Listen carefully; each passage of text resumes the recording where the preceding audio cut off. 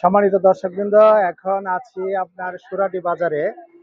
সুরাটি বাজারে এমন একটা দোকানে এমন একজন ব্যক্তির সাথে আপনাদের আজকে পরিচয় করাবো, যার কাছে কোনো ব্যক্তি আসলে একবার যদি মোবাইল লুট করছে, তাহলে দেখা গেছে যে তাকে আর দ্বিতীয়বার মানে মোবাইলের নাম্বার বলতে হয় না। এই সেই খালেদ কমিউনিকেশনের খালেদ খন্দকার এবং তার শ্রদ্ধেয় বাবা হাফেজ শাহ আলম সাহেব।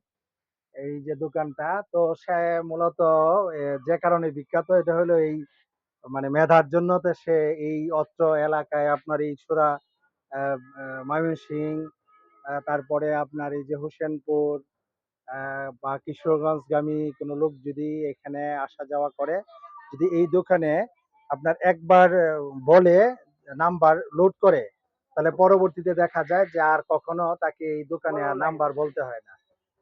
আমরা এই এই এটার একটা বাস্তব আমরা একজন ভাইয়ের কাছে শুনবো। আচ্ছা, এই যে খালেদ কমিউনিকেশন, এখানে যখন কোনো লোক আসে, যখন কেউ নাম্বার বলে, তখন কি পরবর্তীতে আর তার নাম্বার বলতে হয়?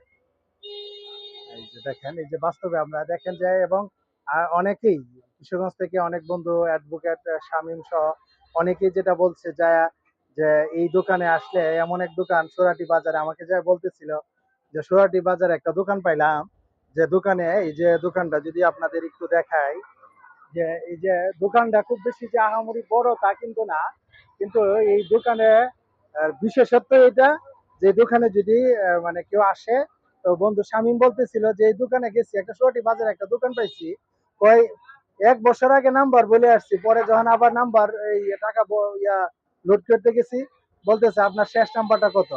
তো শেষ দুইটা নাম্বার বলার পরে সে ওই কম্পিউটারের মতো পুরা নাম্বার লিখে ফেলছে। তো আমি খন্দকার ইমরান, আজকের মতো সোয়াটি বাজার থেকে এখানেই বিদায় নিচ্ছি। সবাই ভালো থাকুন, সুস্থ থাকুন, আল্লাহ হাফেজ।